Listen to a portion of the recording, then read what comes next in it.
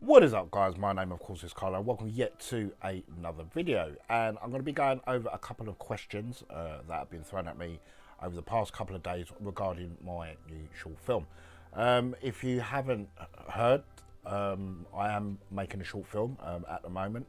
I will post a link in the description and at the end of the video where you can check the previous two videos on the behind the scenes that we filmed so far. But let's start with some questions very quickly. First question comes from LOL Productions. He says, really enjoyed the videos. Can you make a video on how you found and got the locations for filming? Excellent question. Location scouting is, it can be a bit tedious, I won't lie to you, and it can be a bit draining. When I wrote the script for Schizophrenia, the locations that I wanted to film at, I had to try and make it realistic in a sense of whether or not I could get the locations in the first place. There was one scene, I don't want to spoil too much, but there's one scene in the film that my character basically escapes from a hospital, and obviously for that location I'm going to need a hospital. I made some calls, and I got a okay sort of scenario with the location. Yep, that's fine. That should be good. Send us details on the film. I sent them the details on the film, and they didn't want me to film in a hospital because of the type of the film. Now, you know, obviously this is sort of like a bit of a silly sort of situation to be in. I emailed them back and basically told them the situation, that it is a fantasy film. It's not based on facts. It's not based on a true story or anything like that. It's in essence a ghost film. But obviously they made their decisions that they didn't want me to film at the hospital. So I was stuck there. So I had to sort of rewrite the scripts based on that scene. And then I thought to myself, right, what am I going to do? Because I've got quite a few more locations that I need to try and get hold of. Budget's really, really low. I don't really want to spend money out. I mean, none of us do. You know, we want to get these locations, but we don't really want to spend a ton of money. And that's the difficult thing. As you know, the trick is basically to get on the phone to anywhere local to you that is a location that befits the scene or the story you're trying to tell, and just phone them. But obviously when you phone them, you know, you're not going to turn around and say to them that you're a big, massive film production company, you're doing this, that and the other, because straight away, unfortunately, people these days have pound signs ringing through the head. How much are we going to charge for this? So obviously my film is a very low budget short film. I basically make that very clear to the people that I'm talking to. We haven't got a lot of money. We're trying to get these locations to, you know, make this film. Is there any way you can sort of help us out with using your premises or your facilities for X amount of time, so we can get these shots? And more than other, also more times than other, shall I say, if that's the right way of saying it, they will say yes. It's a question of asking and making phone calls. I've got quite a few scenes, location scenes that I've had to try and arrange myself. I've got a scene in the church, a scene in the churchyard, which, you know, obviously I phoned the church, I phoned the vicar up, I had a conversation with him, he asked me about the film, and he was great with it. I had to phone, obviously, the people that run the church or own the building, and their basically question was, if it's okay with him, it's okay with us. Job done, got the church location sorted. I think it's, you know, it's about talking to people and communicating with people and just getting on the phone and taking a few hours every day to sort of try and get the location that you want. Obviously, sometimes the location's not going to be perfect to the story you're trying to tell as you would like to be, but that's just life. Unless you have a massive budget. I see, going back to the hospital scene, there's a studio that I could have gone to that has basically a full hospital set in it. You know, props, everything. It looks amazing. And some TV dramas are filmed in this location. But what they was asking for was silly money. You know, six-figure sums we were talking. And, you know, I wasn't willing to sort of pay that sort of money out to shoot, you know, a scene that'll probably last for probably about 8 minutes on screen. So it's a case of trying to figure out, you know, how, you know, especially with that hospital scene, how I was going to overrule that and how I was going to change the script. It was a bit of fiddling, and it did sort of drive me out the wall a bit, but I managed to change the script to something else in the storyline. When you write the script for your short film or your feature film or whatever you're doing, you need to make sure that the locations that you want to film in are realistic, and that you're going to be able to get them. Otherwise, you're going to be constantly going back to your script and changing it when you get let down. But obviously, at the same time, you know, there's more than one person out there. There's more than one person with a warehouse. There's more than one person with a garage. There's more than one person with a, I don't know, an office that you can film in. So there's loads of people to ask. You know, someone will say yes. You know, I've got an office scene which one of my cast members is looking into at the moment, and it's being written into the script because I'm quite confident that we'll get it. I want to do a police station scene, and unfortunately it is 100% illegal to film in a police station in the UK. I don't know about America or any other place in the world, but in the UK it is 100% illegal to film, even if you're making a film. Most, you know, interrogation scenes that you see in, you know, a film, you know, in a film, is done under a set. Is a set been built purposely for that. So that was one of the things that I knew what was going to happen. But I thought to myself, if I can get an office, which, you know, in London and the UK, there's literally offices anywhere, one office room with 2 chairs and a table, I'll be sorted, because that would be convincing enough as a police station. So that was a case of, you know, just asking around, and luckily enough, you know, one of the people I work with, that one of the cast members on the film, said, yeah, we can sort that out for you. I'm going to email my boss and get back to you when he says yes.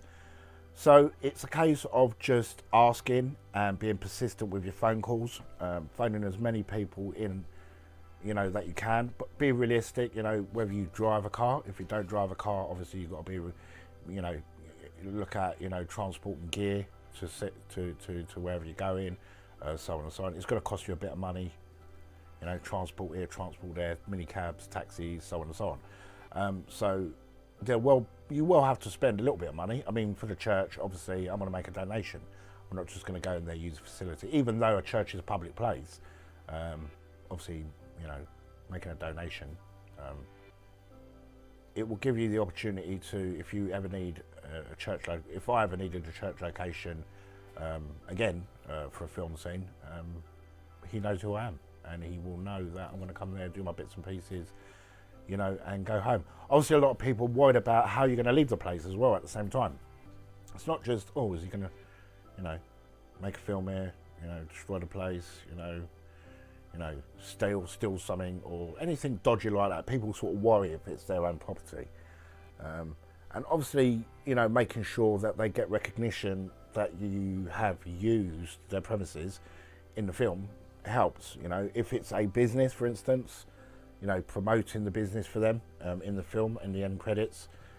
You know, I've got a calf which I'm going to be filming. It's in the bag. It's because I'm going to be promoting his business through the film. Obviously, he's, you know, the front of his property is going to be on camera and shared all over YouTube and wherever this film decides to end up. So free marketing is always a good thing. People like free marketing. So offering that sort of, because I don't want to sort of ramble too much. It's like, if I phone up someone, right, I get my mobile phone and I want a warehouse, you know, it's like, right, listen, I'm making a short film, blah, blah, blah, so on and so on. I want to use your warehouse. The first thing they're going to think about is, what am I getting? What are you going to give to me? I'm going to lend you my warehouse for a couple of hours to film in. What are you going to give to me? It's business at the end of the day. So, you know, you could obviously say to them, listen, you know, I'll pay you a couple of £100, or I can, you know, put marketing, you know, end credits, say where we filmed at, so on and so on. But it is a tough one, and it is a case of, anywhere you film, you have to ask permission, unfortunately. even if it's in a public place. If you go filming outside in the middle of a high street, for instance, this is in the UK in general, you have to contact the local council and say to them, listen, I'm making a film, I'm be shooting at this time in this location of the high street, so on and so on, is that okay? Most of the time they say yes, but a lot of councils have got their own independent film contact centre where you can contact them. There's people that, because people making films all the time, TV, dramas, whatever you want to call it, all the time. And I hope I'm trying to make sense here. So they've got their own, you know, the council where I am located, have got their own office that deals with film companies and TV companies that want to film in their areas. Some of them will charge, some of them won't charge. A lot of people get a bit cheeky and think to themselves, right, I'm going to get my camera, I need to get a shot in a high street, I need to get a shot here. If we go there and film really, really quickly, we should be okay. But it's a case of that might bite you in the arse in the long run if someone sees it. You could get in trouble in essence. But you know, councils and agencies appreciate you being honest with them, and if you just make the calls, and obviously after you've secured a location, say you want to go for a warehouse location, and you've spoken to the owner of the property, he said, yeah, it's absolutely, it's fine, you can film here. You know, print yourself up a letter saying, you know, the owner of this property, Mr. So and so on, or Miss So and so on, has given me permission to film here on this date at this time. Get them to sign it when you get on the location. That's quite important. So there's nothing to come back to you. You know, paperwork's quite important. Yeah, make sure, you know, if you're doing a short film, I mean, if you're filming in your own house and stuff like that, that's absolutely fine. In your own property, yeah, absolutely fine. But when you're using someone else's property, and when you're going out on the street, and you need to film in a certain city or town, make sure you always cover yourself with paperwork. If the person you've asked permission to is giving you that permission, even if it's via an email. Listen, I'm sent you this email. Can you write back to me, giving me permission to film at this location, at this time, at this date? Title of the film, what it is, so on and so on. It's all about covering yourself, because you know, if this film is making money, whether you're monetizing it on YouTube or you're putting it on Amazon or Netflix or wherever you want to do it, and these people see this and think, well, we never got a paycheck out of this, we need royalties over this, yeah, that could basically come back and bite you on the arse. So yeah, it's all about persistence. It's all about getting on the phone, phoning as many people as you can until you've got the result that you want. And obviously, if you want to check out the locations, there's hundreds of places online, especially in the UK, that you can hire venues from to make films. I don't know about in any other countries, but I'm just talking in general UK. But it should be the same everywhere. Websites that you can go to, but the only thing with that is, you know, they want a lot of money for their locations, and I don't think it's worth it, if you know what they want, because you can sort of get the same results from getting somewhere from someone that you don't really have to pay a lot of money for, or hardly any money for. Offering people that you're borrowing premises from or properties from, you know, the opportunity to be in a film, and obviously marketing to promote their business, so on and so on, usually would do it 99% of the time. A lot of people will say no, a lot of people say yes, but don't give up. It's a case of, if one guy says no, then the second guy might say yes. So just remember, there's more than one person out there that can help you with your locations. But yeah, it's all about, like I've just said, research, phone calls, sitting down with a computer in front of you, a telephone, a pad and a paper, and just making calls until you get certain results. If you get the results that you want, you know, always, you know, send them an email and say to them, I appreciate it, organise a time and date, and you know, if you want to go and see the location first to plan your shots, then say to them, listen, I want to come and just plan my shots, is that okay? They'll say, if they've already given permission, they say yes, fine. And then the day of shooting, when you go down there, either make sure someone's there to sign it, or make sure you send an email to the person that's hired the premises to you for nothing, saying it's okay, and you've got that paperwork there to cover you. So that's basically it, guys. a couple of little things. The Harry Potter tutorials has been put on hold for a little while. They will be coming, but this film has got me jumping up and down at the moment. Yeah, it's kicking my butt at the moment, and obviously going back to what I just said about locations, I am in the process of securing locations at the moment, so I've been really busy with that. I've been busy with the overall finding out what sort of grade I want the picture to look, how I want it to look, scores, soundtracks, sound effects, you name it. I've been trying to sort of figure it out. So I do apologise about the Harry Potter tutorials just being put on hold just for a little while until we get this film sorted. But be sure there'll be plenty of more behind the scenes of this film coming in the next few weeks for you guys to enjoy. We've got some behind the scenes at the church that I'm going to be filming for you guys so you can see what's going on there. We've got a warehouse chase scene that I've got to sort out, and I'll be taking you there. I'll be taking you to the offices where we're going to be filming the police station scene, so on and so on. So hopefully plenty more exciting stuff coming to the channel regarding filmmaking and visual effects as well. Plus we are going to be having a dedicated series once this film is released on all the effects and tutorials, by the way, on all the effects that have been put into this film. And trust me when I say there is loads. I think I've got about 6.5 hours of footage. I've edited roughly about 4 minutes of this feature so far, and that's taken me about 2 weeks.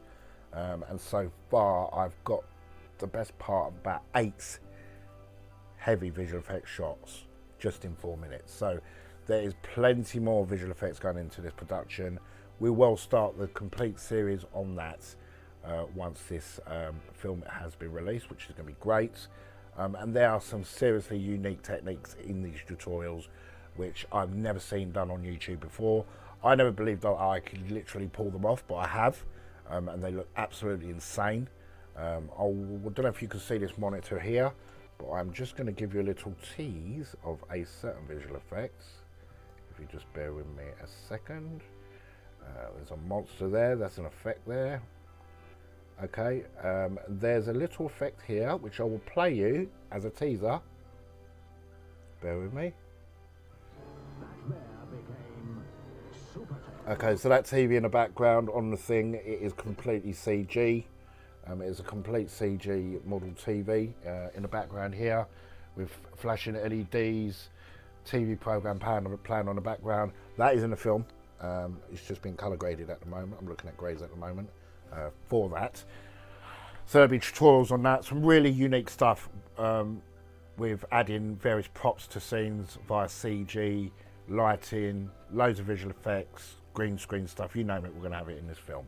So, as always guys, thank you so much for listening, and like I always say in my videos, if you have enjoyed this video, smash that like button, and as always, definitely catch you in the next video.